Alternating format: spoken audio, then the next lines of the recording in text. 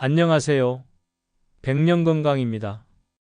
100세 시대를 넘어 건강하고 활기찬 삶을 꿈꾸는 모든 분들을 위한 매우 중요한 정보로 찾아왔습니다. 오늘은 노년기에 특별히 더 주의해야 할, 절대 피해야 할 운동 습관 5가지를 자세히 알아볼 예정입니다. 이 정보는 단순히 운동 종목을 나열하는 것을 넘어 왜 피해야 하는지, 그리고 어떤 방식으로 대처해야 하는지에 대한 깊이 있는 통찰을 제공할 것입니다. 건강하고 활기찬 노년을 위한 현명한 선택을 돕기 위해 오늘 내용을 끝까지 경청해 주시길 바랍니다. 첫 번째, 고강도 점프 운동은 이제부터 철저히 피해야 합니다. 젊은 시절에는 신체 활동의 일환으로 아무렇지 않게 해왔던 점프 동작이나 격렬한 달리기, 줄넘기 같은 운동들은 나이가 들면서 우리의 관절에 상상 이상의 치명적인 부담을 줄 수 있습니다. 특히 무릎, 발목, 그리고 고관절 등 모든 하체 관절에 가해지는 강한 수직 충격은 연골의 퇴행성 변화를 급격하게 가속화시키고 이미 시작된 퇴행성 관절염을 더욱 심화시키는 주범이 될 수 있습니다. 연골은 한번 손상되면 재생이 매우 어렵기 때문에 예방이 최선입니다. 갑자기 멈추거나 방향을 전환하는 동작, 높은 곳에서 뛰어내리는 동작, 빠르게 달리는 운동 등은 노년기에는 반드시 피해야 할 대표적인 고위험 운동으로 분류됩니다. 그렇다면 이러한 고강도 점프 운동을 대체할 수 있는 안전하고 효과적인 방법은 무엇일까요?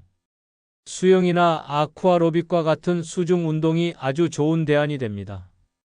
물속에서는 부력의 도움으로 체중 부담이 현저히 줄어들어 관절에 무리 없이 운동 효과를 극대화할 수 있습니다. 물의 저항은 근력을 강화하는 데도 도움을 주며 심폐기능 향상에도 매우 효과적입니다. 또한 평지 걷기나 실내 자전거 타기도 좋은 선택입니다. 평지 걷기는 심폐기능을 향상시키고 하체 근력을 유지하는 데 도움이 되며 실내 자전거는 무릎에 가해지는 충격이 적으면서도 안정적으로 유산소 운동을 즐길 수 있도록 해줍니다. 이러한 운동들은 관절 보호와 동시에 전신 건강을 증진시키는 데 크게 기여할 것입니다. 두 번째, 젊을 때 하던 무거운 웨이트 트레이닝은 과감히 내려놓으셔야 합니다. 혹시 젊은 시절 즐겨 하셨던 스쿼트, 데드리프트, 레그프레스와 같은 고중량 운동을 여전히 고집하고 계시지는 않으신가요? 나이가 들수록 우리의 몸은 근육량과 골밀도가 감소하고 인대와 힘줄의 유연성과 탄력성도 현저히 떨어집니다.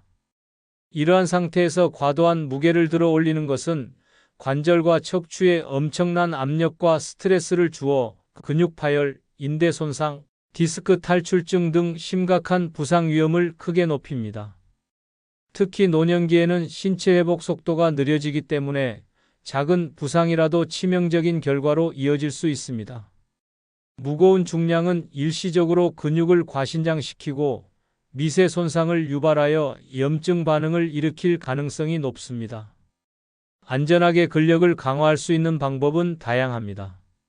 맨몸 운동이나 가벼운 아령, 탄력 밴드를 이용한 저중량 고반복 근력 운동을 추천합니다. 이러한 운동들은 근육 감소를 효과적으로 예방하고 뼈 건강을 유지하며 일상생활에 필요한 기능적인 근력을 향상시키는 데 매우 효과적입니다.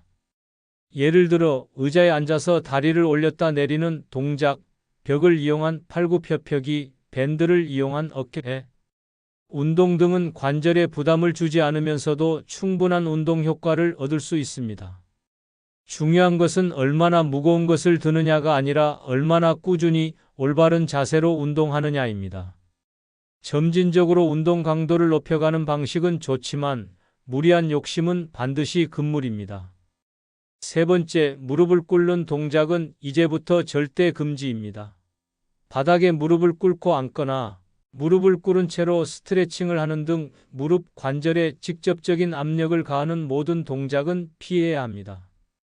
이러한 자세는 약해져 있는 무릎 연골에 심각한 부담을 주어 연골 손상을 더욱 악화시키고 퇴행성 관절염의 진행을 가속화시키는 주요 원인이 됩니다. 이미 관절염을 앓고 계신 분들에게는 통증을 유발하고 염증을 심화시킬 수 있으므로 각별한 주의가 필요합니다. 또한 요가나 스트레칭을 할 때도 허리를 과도하게 젖히거나 목을 꺾는 자세는 척추 신경을 압박하여 신경통이나 디스크 문제를 유발할 수 있으니 매우 조심해야 합니다. 무릎과 척추에 무리 없이 유연성을 유지하고 강화할 수 있는 대안적인 스트레칭 방법은 많습니다. 예를 들어 의자에 앉아서 하는 의자 요가는 관절의 부담을 최소화하면서도 몸의 유연성을 효과적으로 높일 수 있습니다. 벽을 잡고 하는 종아리 늘리기 스트레칭은 혈액순환 개선에도 도움을 주고 하체 유연성을 증진시킵니다. 침대에 앉은 상태에서 다리를 쭉 펴고 엄지발가락을 천천히 안팎으로 돌리는 동작은 특히 당뇨병 환자의 혈액순환을 돕고 발가락 감각 유지에 효과적입니다.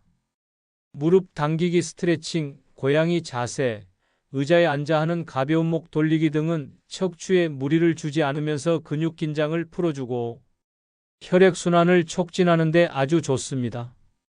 골반 들어 올리기 운동은 척추에 부담을 주지 않으면서 허리 주변 근육을 강화하고 유연성을 높이는 데 효과적인 동작으로 알려져 있습니다.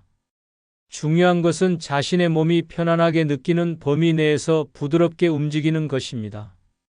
통증이 느껴진다면 즉시 중단해야 합니다. 네 번째, 과도한 등산은 신중하게 고려해야 합니다. 등산은 아름다운 자연을 만끽하며 운동할 수 있는 좋은 활동처럼 보일 수 있지만 특히 노년층에게는 상당한 위험 요소를 내포하고 있습니다. 특히 하산 시에는 체중의 35배에 달하는 하중이 무릎, 발목, 고관절 등 하체 관절에 집중되어 엄청난 부담을 줍니다.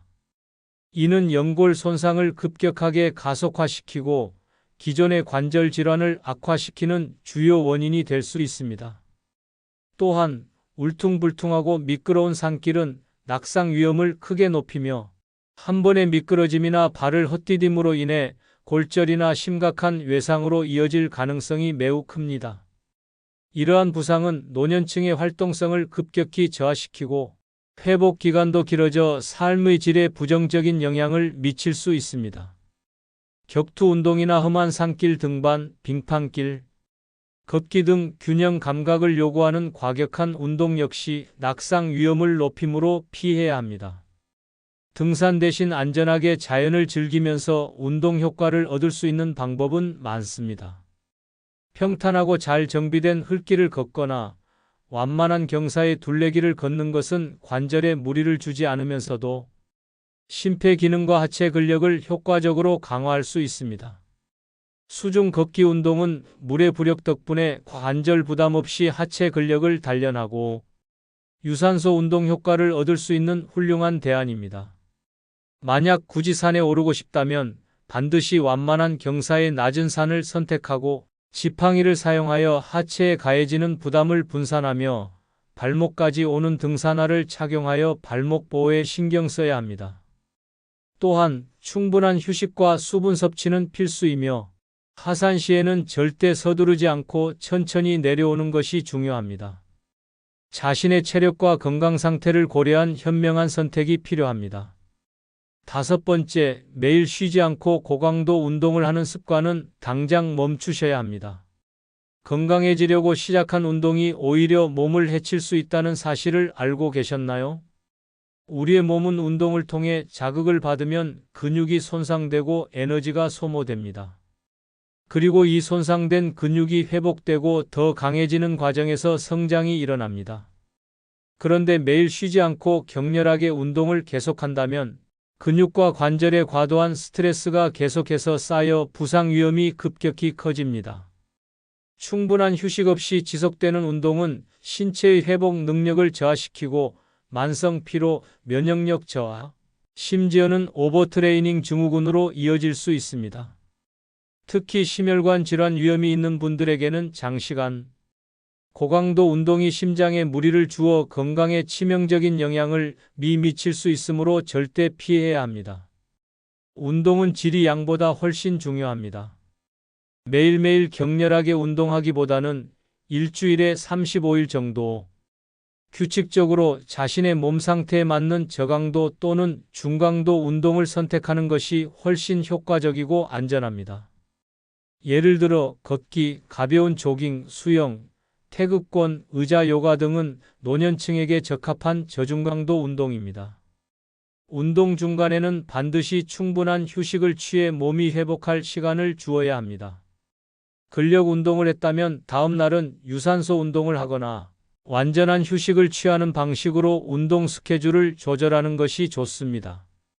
또한 잠들기 12시간 전에는 격렬한 운동을 피해서 숙면을 유도하는 것이 중요합니다. 양질의 수면은 운동으로 손상된 근육을 회복하고 전신의 피로를 풀어주는 가장 좋은 방법입니다. 그리고 운동 중에는 물론 평소에도 충분한 수분 섭취를 잊지 마세요. 갈증을 느끼기 전에 미리 물을 마시는 습관을 들이는 것이 좋습니다. 운동 전후 스트레칭은 부상 예방에 필수이며 정확한 자세를 유지하는 것은 운동 효과를 높이고 부상을 방지하는 핵심입니다. 결론적으로 건강한 노년을 위한 운동은 무리한 목표 설정보다는 꾸준하고 안전한 습관 형성에 중점을 두어야 합니다. 항상 자신의 몸 상태와 건강 수준을 면밀히 살피고 조금이라도 통증이나 불편함이 느껴진다면 즉시 운동을 중단하고 휴식을 취해야 합니다. 통증은 몸이 보내는 중요한 경고 신호임을 잊지 마세요. 운동 전후에는 충분한 준비 운동과 마무리 운동으로 몸을 이완시키고 모든 운동은 정확한 자세로 실시해야 합니다. 거울을 보면서 자신의 자세를 확인하거나 전문가의 지도를 받는 것도 매우 좋은 방법입니다. 자신에게 맞는 적절한 운동 강도를 유지하는 것이 중요하며 운동 중 대화가 가능할 정도의 강도가 일반적으로 안전하다고 알려져 있습니다. 개인의 건강 상태와 체력 수준에 맞춰 운동을 선택하고 필요하다면 의사나 전문 운동 트레이너와 상담하여 개인 맞춤형 운동 계획을 수립하는 것이 좋습니다.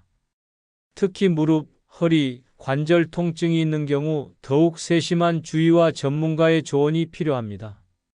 많이 하는 것보다 꾸준하고 안전하게 하는 것이 건강에 가장 효과적이라는 점을 명심하십시오. 또한 운동 효과를 극대화하기 위해서는 균형 잡힌 식단과 충분한 단백질 섭취가 필수적입니다. 단백질은 근육 회복과 성장에 중요한 역할을 합니다. 질병관리청 노인 운동 가이드라인이나 한국건강증진재단의 노인 운동 활동 프로그램 등 공신력 있는 자료들을 참고하여 자신에게 맞는 정보를 얻는 것도 큰 도움이 될 것입니다. 오늘 알려드린 5가지 절대 하면 안 되는 운동 습관을 피하시고 대신 안전하고 효과적인 대체 운동들로 건강하고 활기찬 노년을 지속적으로 만들어 가시길 바랍니다. 여러분의 건강한 미래를 항상 응원하며 활력 넘치는 매일을 기대합니다. 이 영상이 도움이 되셨다면 좋아요와 구독 버튼을 꼭 눌러주세요.